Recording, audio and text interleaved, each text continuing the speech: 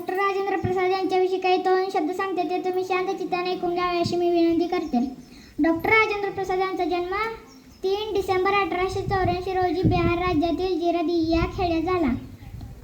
MA व LLB या परीक्षा ते पहिल्या वर्गात उत्तीर्ण झाले. स्वतंत्र भारताचे पहिले राष्ट्रपती. स्वातंत्र्य चळवळीत सक्रिय सहभाग. बुद्धिमान, चरित्र संपन्न, थोर पुरुष या नात्याने डॉक्टर राजेंद्र प्रसाद यांचे नाव भारताच्या इतिहासात अमर झाले. 1934 मध्ये बिहारमध्ये प्रचंड भूकंप झाला.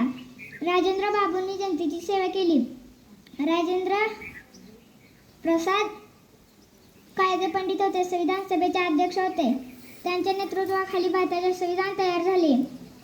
भारताचे पहिले राष्ट्रपती होण्याचा त्यांना मान मिळाला. एवढे बोलून मी माझे भाषण संपवते. जय हिंद, जय भारत.